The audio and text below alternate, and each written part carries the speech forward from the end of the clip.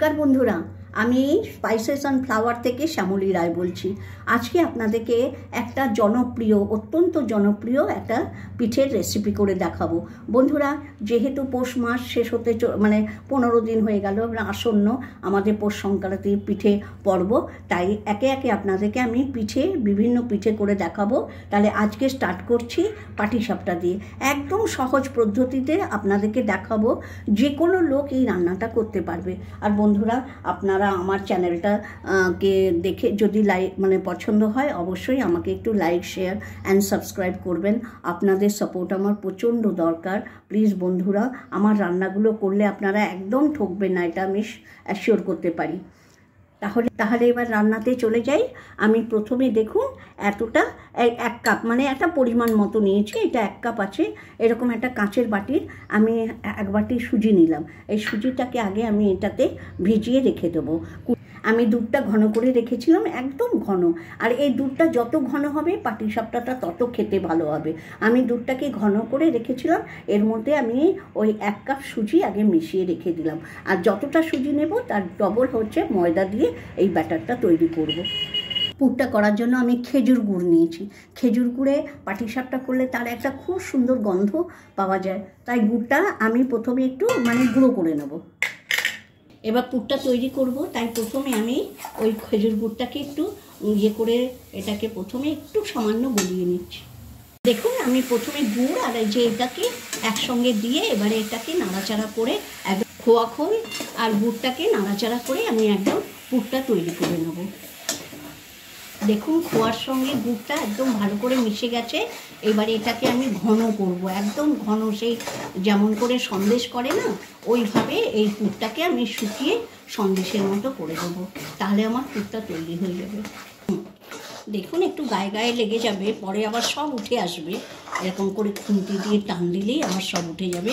এই দেখুন, আর একটু আমি এটাকে ঘন করব। আমি শেষের দিকে আঁচটা স্লো করে একদম সিম করে দিয়েছি।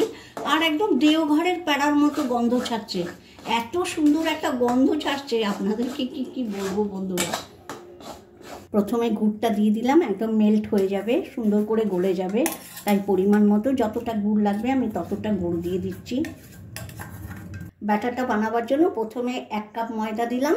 আর ময়দাটা আমার একদম চালা পরিষ্কার করে আমি ঠোঁয়ায় করে রেখে দিয়েছিলাম। আর 2 কাপ ময়দা, আমি 1 কাপ সুজি নিয়েছিলাম আর 2 কাপ ময়দা দিলাম। কড়াইয়ের তলা থেকে উঠে আসছে, তার আমার হয়ে গেছে। এটা একদম শক্ত হয়ে যাবে যখন আমি এটাকে ঠান্ডা করব। এবার হয়ে গেছে, এবার নামিয়ে দিচ্ছি। দেখুন, এটাকে এবারে আমি একটা থালায় নিয়ে ঠান্ডা করে দেবো। দিলেই পুরটা একদম শক্ত হয়ে যাবে, আরামসে আমার পুরটা তৈরি হয়ে যাবে। দেখুন, আমি ব্যাটারটা তৈরি করে রেখেছি। তবে এদিকে এই যে কড়াইটাতে অনেকটা যখন খোয়া রয়েছে আর গুঁড়ো রয়েছে, এটাকে ধুয়ে আমি এতে দিয়ে দেবো, ব্যাটারটাতে দিয়ে দেবো। দেখুন, খোয়ার পুরটা থেকে এরকম গোল গোল পাকিয়ে নিয়েছি। এবারে এটাকে এরকম হাতে করে এই যে এরকম করে, কারণ মাঝখানটায় দেবো তো, এরকম লম্বা লম্বা বানিয়ে নিচ্ছি।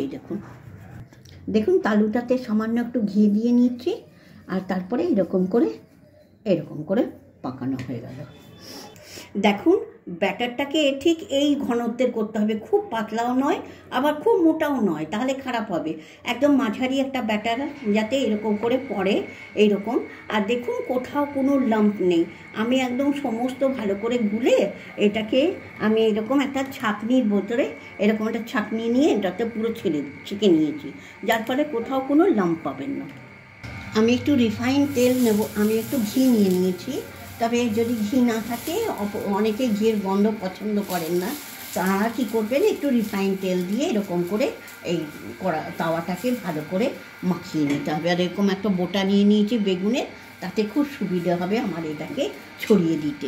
দেখুন, খুব ভালো করে আমি তেলটা ঘষে নিয়েছি। এবারে আমি একটা পরিমাপ করে নিয়েছি। দেখুন, এইরকম একটা হাতার এরকম একটা হাতার 1 হাতা ব্যাটার দিলাম, দিয়ে এটাকে এরকম করে একটা আমি তেজপাতাকে কেটে নিয়েছি, নিয়ে এরকম করে ঘুরিয়ে ঘুরিয়ে। আর একটা টিপস বলে দিচ্ছি, এটা অবশ্যই মনে রাখবেন, বাড়িতে যে রুটি করা হয় না, যে তাওয়াটা, সেটা একদম দেখবেন তাওয়াটা একদম মসৃণ হয়ে যায়, ওই রকম তাওয়াতে আপনি করবেন, না হলে কিন্তু উঠতে চাইবে না। দেখুন এবারে এরকম একটা মাঝখানে দিয়ে এবারে এটাকে পাটির মতো করে ফোল্ড করব। একদম পাটির মতো করে দেখুন এটা একদম উঠে যাবে, কোনো কষ্টই হবে না। এরকম দুটো হাতে ধরে ধরে রোল করে দেবেন, একদম উঠে যাবে, কোনো অসুবিধেই হবে না। এই দেখুন একদম এইভাবে আমি প্রত্যেকটা বানিয়ে নেব। প্রত্যেকবারই আমি একটু তেল ঘষে নেব, যেহেতু আমি একটু ঘি দিয়েছি। আপনারা রিফাইন অয়েল দিয়ে সর্ষের তেলে করবেন না, তাহলে ডাইরেক্ট সর্ষের তেলের গন্ধটা থাকবে। এবারে ব্যাটারটা দিয়ে দিলাম। আপনাদেরকে বলে দিচ্ছি, প্রথমে যদি নতুন হাত হয় তাহলে প্রথমে এক দুটো উঠবে না, কিন্তু তার জন্য আপনারা একদম ঘাবড়াবেন না। তবে ব্যাটারটা যদি খুব পাতলা হয়ে যায় তাহলে আপনারা ওতে একটু ময়দা দিয়ে দেবেন, তাহলে একটু ঘন করে নেবেন, তাহলে আরামে উঠে যাবে, কোনো কষ্টই হবে না, খুব সহজে উঠে যাবে। দেখুন এইভাবে আমি রোল করে, এবারে আর কোনো কষ্টই হবে না, ও নিজে নিজেই উঠে যাবে। দেখুন আপনি এইভাবে ওই 3-4টে করার পর ও নিজে নিজেই, তাওয়াটা যেই গরম হয়ে যাবে না, আর আপনাকে কোনো কষ্ট করতে হবে না, জাস্ট নিজে। আর দেখুন আমার একটুও কোথাও দাগ লাগবে না। এই পিঠটা এই দিকটা একটু হতে দেবো, এরকম করে উল্টে পাল্টে এটাকে হতে দেবো একটু, তারপর নামিয়ে দেবো। দেখুন এইভাবে আমি প্রত্যেকটাকে ভেজে নিচ্ছি। ওই দেখুন অলরেডি আমার দুটো ভাজা হয়ে গেছে। দেখুন এটা লাস্ট হচ্ছে, আমার হয়ে গেছে সব কটা। কিচ্ছু না, এইভাবে প্রথমে এক দুটো একটু কষ্ট হবে, উঠবে না, তারপরে আর আপনার কোনো কষ্টই হবে না। এই এটা যে সেদ্ধ হয়ে গেছে এটা দেখেই বোঝা যাচ্ছে, ব্যাটারটা পুরো শুকিয়ে গেছে। এবার কিচ্ছু নাই, দেখুন খালি এটাকে এরকম করে বটে দেবো, বাস, আর কিছু না।